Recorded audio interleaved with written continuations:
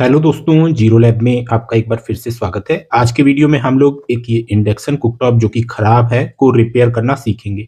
ये 1800 वॉट और pigeon brand का है।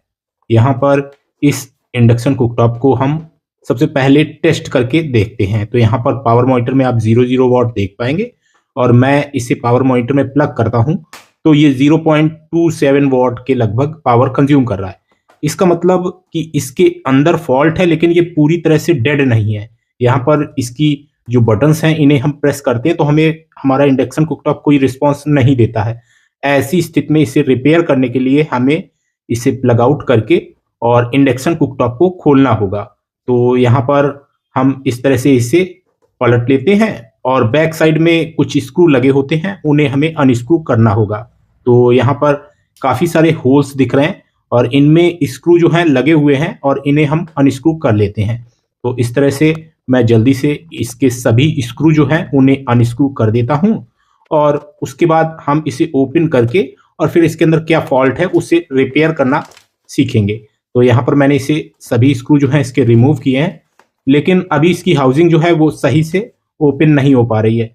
तो यहाँ पर इसमें एक स्क्रू और लगा है, ये ऊपर साइड जो कि हिडन था, मुझे यहाँ से दिखाई नहीं दिया और मैंने इसे भी खोल दिया है और अब हम इसे ओपन कर पाएंगे।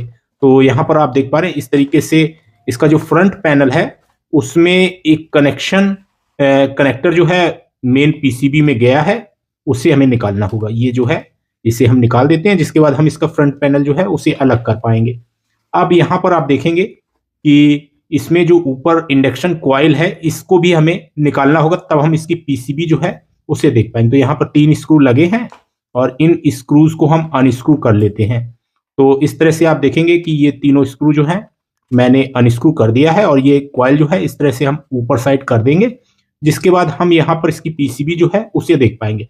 सबसे पहले आपको मैनुअली ही पीसीबी देखनी होती है, कोई कंपोनेंट जला हुआ दिख रहा है क्या। तो यहाँ पर आप देखेंगे एक रेजिस्टेंस जो है ये जली हुई दिख रही है। तो इस तरह से आप सबसे पहले मैनुअली ही सभी कंपोनेंट देख लें, जिससे कि आपको काफी कुछ आइडिया लग जाएगा कि इसमें क्या कमी है।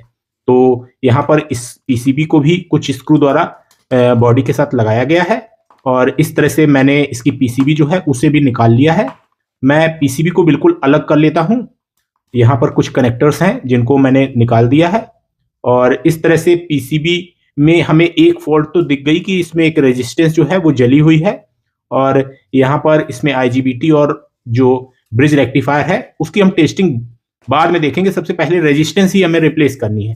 तो मैं यहाँ पर आपको क्लियरली पहले विजुअल कराता हूँ। इसको सही पोजीशन में रख के मैं कैमरे को जूम करके आपको कुछ टेस्टिंग जो है वो करके दिखाऊंगा। क्योंकि यहाँ पर पावर मॉनिटर में कुछ वॉटेज शो कर रहा था, इसलिए इसमें फ्यूज तो बिल्कुल सही होगा और यहाँ पर इसमें फ्यूज जो है उस जली हुई रेजिस्टेंस के बगल में लगा है। ये फ्यूज है और ये फ्यूज जो है ये बिल्कुल सही है। फिर भी मैं आपको यहाँ पर अपने मल्टीमीटर से इसे टेस्ट करके दिखाऊंगा। यहाँ पर आप देखेंगे कंटिन्यूटी में हमें मल्टीमीटर लगा लेना है और इस तरह से आप देखेंगे बजर जो मॉड है यानी कंटिन्यूटी, इसमें हमने मल्टीमीटर लगा लिया है और अब मैं इस फ्यूज को पहले टेस्ट करके दिखाऊंगा, फिर वो फ्यूजेबल रेजिस्टेंस जो कि जली हुई है को टेस्ट करूंगा। यहाँ पर बीप दे रहा है मल्टीमीटर, तो इस तरह से आप देखेंगे कि जब हम फ्यूज को टेस्ट करते हैं तो बीप मिलता है, यानी फ्यूज सही है। और इस रेजिस्टेंस में हम टेस्टिंग करते हैं तो हमें कोई भी बीप या कंटिन्यूटी जो है मल्टीमीटर शो नहीं कर रहा है। लेकिन अगर ये फ्यूजेबल रेजिस्टेंस सही होती तो यहाँ पर मल्टीमीटर में कोई वैल्यू निश्चित ही शो होती, चूंकि ये बहुत कम वैल्यू वाली फ्यूजेबल रेजिस्टेंस लगाई जाती हैं। यहाँ पर ब्रिज रेक्टिफायर और आईजीबीटी भी लगा है और इनकी टेस्टिंग हम तभी करेंगे जब हम पहले फ्यूजेबल रेजिस्टेंस जो है उसे रिप्लेस करके और देख लेंगे। अगर हमारी फॉल्ट रिपेयर नहीं होती तो आगे की टेस्टिंग जो है वो किस तरीके से करनी है ये भी मैं आपको आगे वीडियो में जानकारी दूंगा। तो यहाँ पर सबसे पहले हम क्या करते हैं कि ये जो फ्यूजेबल रेजिस्टेंस है, चूंकि ये ओपन हुई है और इसके ऊपर का जो कलर कोड है वो भी निकल गया है, तो इसके जो लेग्स हैं इन्हें हम थोड़ा सा कटर से कट कर लेते हैं, जिससे कि हमें इसे निकालने में आसानी रहेगी। इस तरीके से चूंकि इसकी लेग्स जो है वो मुड़ी हुई हैं और इन्हें हम कट करने के बाद आसानी से सोल्डरिंग आयरन की मदद से निकाल पाएंगे। तो इस तरह से मैं ये जो फ्यूजेबल रेजिस्टेंस है इसे निकाल देता हूं और इसके बाद कोशिश करता हूं कि इसकी वैल्यू हमें पता चल सके। तो यहाँ पर आप देख पाएंगे मैंने फ्यूजेबल रेजिस्टेंस जो है इसे निकाल दिया है यहाँ पर रेजिस्टेंस जो है जब हीट हो जाती है ऐसी स्थिति में उसका कलर कोड पहचानना मुश्किल होता है, लेकिन इसमें आप देखेंगे पहला सर्किल रेड है, फिर एक सर्किल और है जो कि विजिबल नहीं हो रहा है, इसके बाद ब्लैक, गोल्ड और ब्लैक हमें दिख रहा है। तो यहाँ पर इसकी वैल्यू जो है वो हम क्लियर नहीं पता कर सकते हैं। चलिए पीसीबी में देखते हैं, शायद हमें यहाँ पर पीसीबी में लिखा हुआ दिखे। ये आप देखेंगे 22 ओम 1 वॉट जहां पे ये रेजिस्टेंस लगी थी वहां पर लिखा हुआ है।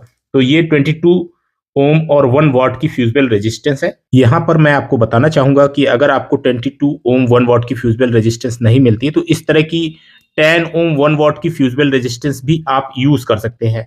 10, 20, 30 ओम तक की फ्यूजिबल रेजिस्टेंस जो है उसे आप आसानी से इस्तेमाल कर सकते हैं। मैं इसे मल्टीमीटर से टेस्ट करके आपको दिखा देता हूं। ये 9.9 ओम दिखा रहा है। तो ये 10 ओम 1 वॉट की फ्यूजिबल रेजिस्टेंस है जो कि इस इंडक्शन सर्किट में जो आईजीबीटी लगा होता है उसको ड्राइव करने के लिए 18 वोल्ट की जरूरत होती है और इसमें एक एसएमपीएस इनबिल्ट होता है। उस एसएमपीएस पे ब्रिज रेक्टिफायर द्वारा जो डीसी जनरेट होती है 320 वोल्ट लगभग, उस डीसी को ये पहुंचाता है। जब उसके बाद वहां पर वो स्विचिंग होती है, एसएमपीएस द्वारा 18 वोल्ट फिर जनरेट होता है जो कि ड्राइव सेक्शन को ऑपरेट करने के लिए प्रोवाइड किया जाता है। तो ये एसएमपीएस सर्किट जो इसमें इनबिल्ट है वही जब 18 वोल्ट प्रोवाइड नहीं करेगा, ऐसी स्थिति में हमारा इंडक्शन जो कुकटॉप है वो वर्क नहीं करेगा। तो इसी वजह से इंडक्शन कुकटॉप जो है वो वर्क नहीं कर रहा था। चलिए अगर इसमें और भी कोई कमी होगी तो वो टेस्टिंग के बाद ही हमें पता चलेगी। यहाँ पर जो कंपोनेंट हमारा खराब दिख रहा था उसे हमने रिप्लेस कर दिया है, यानी फ्यूजिबल रेजिस्टेंस जो है उसे हम रिप्लेस कर चुके हैं। इसके बाद इसका एसएमपीएस जो है वो अब 18 वोल्ट ड्राइव सेक्शन को प्रोवाइड करने लगेगा। तो यहाँ पर इसके बाद अब हम इसकी टेस्टिंग जो है वो कर लेते हैं, जिसके बाद हमें ये क्लियर होगा कि हमारा जो इंडक्शन सर्किट है ये सही हुआ या नहीं हुआ। तो इस तरीके से मैं इसे पहले की तरह प्लेस कर देता हूं, जिसके बाद हम इसकी टेस्टिंग जो है वो करते हैं। अभी मैं स्क्रू नहीं लगाऊंगा, बस ऐसे ही इसको जो इसके सारे कनेक्टर्स हैं उन्हें जोड़ के और टेस्टिंग करूंगा। तो यहाँ पर आप देख पा रहे हैं इस तरीके से इसका जो सेंसर का सॉकेट है उसे भी मैंने लगा दिया है, फैन का सॉकेट लगा दिया है और इसका जो कंट्रोल पैनल है जो कि फ्रंट पैनल पे इनबिल्ट है उसका भी हम सॉकेट जो है इसमें लगाने के बाद ही टेस्टिंग कर पाएंगे। तो यहाँ पर इस तरीके से ये जो सॉकेट है इसे भी हम इसकी जगह पे लगा देते हैं और ऊपर का जो पैनल है इसे इस तरीके से प्लेस करके और टेस्टिंग जो है वो करते हैं। तो यहाँ पर मैं पावर मॉनिटर में आप प्लग करने वाला हूँ इसका जो प्लग है उसे, और यहाँ पर आप वोल्टेज जो है पावर मॉनिटर में देख पाएंगे 3.3 वॉट के करीब इसने इनिशियल स्टेट में लिया था। और यहाँ पर हमारा इंडक्शन कुकटॉप जो है वो प्रॉपर तरीके से वर्क कर रहा है। क्योंकि इस समय इस पे कोई लोड नहीं, इसलिए 6 वॉट के करीब पावर जो है कंज्यूम कर रहा है। यहाँ पर पावर बटन को प्रेस करके हम इसे ऑफ और ऑन कर पा रहे हैं। तो इसका मतलब ये इंडक्शन कुकटॉप जो है वो पूरी तरह से ठीक हो चुका है। तो यहाँ पर जरूरी नहीं कि इंडक्शन कुकटॉप खराब होता है तो सीधे आईजीबीटी हमारा खराब हो गया या ब्रिज रेक्टिफायर खराब हो गया। छोटी मोटी कमियां भी आ सकती हैं जिनकी वजह से इंडक्शन कुकटॉप जो है वो प्रॉपर तरीके से वर्क नहीं करते हैं। तो यहाँ पर इस पीसीबी को मैं आपको एक बार फिर से दिखाना चाहूंगा। यहाँ पर आप देखेंगे जो एसी मेंस की हमारी सप्लाई है वो फ्यूज से होती हुई, ये फ्यूज से होती हुई डायरेक्ट एसएमपीएस में नहीं जाती है, पहले ये ब्रिज रेक्टिफायर में जाती है, उसके बाद एसएमपीएस में जो है स्विचिंग के लिए आती है। और एसएमपीएस का काम सिर्फ यहाँ पर ये है कि ये 18 वोल्ट जनरेट करेगा जो कि इसके ड्राइव सेक्शन द्वारा जो आईजीबीटी है उस पे स्विचिंग के लिए जो जरूरी वोल्टेज है वो पहुंचाता है। तो इस तरह से जब भी आपका इंडक्शन कुकटॉप खराब होता है ऐसी स्थिति में सबसे पहले पीसीबी को मैनुअली ही देखना है। डायरेक्ट आपको ब्रिज रेक्टिफायर या आईजीबीटी की टेस्टिंग नहीं करनी है, पहले आप मैनुअली देखें सभी कंपोनेंट, कोई कंपोनेंट जला हुआ तो नहीं दिख रहा है, क्योंकि छोटे छोटे से कंपोनेंट हैं, वो जरा भी अगर कोई खराब होगा तो यहाँ पर हमारा जो इंडक्शन कुकटॉप है वो प्रॉपर तरीके से वर्क नहीं करेगा। और आप भले ही आईजीबीटी रिप्लेस कर दें, जब तक ड्राइव सेक्शन बिल्कुल सही से आउटपुट जो है वो नहीं देगा तब तक यहाँ पर आईजीबीटी स्विचिंग नहीं करेगा और आपका इंडक्शन कुकटॉप जो है वो वर्क नहीं करेगा। मैंने इंडक्शन कुकटॉप की रिपेयरिंग पे भी कई सारे वीडियोस अपलोड किए हैं, वीडियो के डिस्क्रिप्शन में आप उस प्लेलिस्ट को चेक कर सकते हैं। उम्मीद करता हूं आज का वीडियो आपके लिए हेल्पफुल रहेगा। आज के वीडियो में इतना ही। Thanks for watching, have a nice day.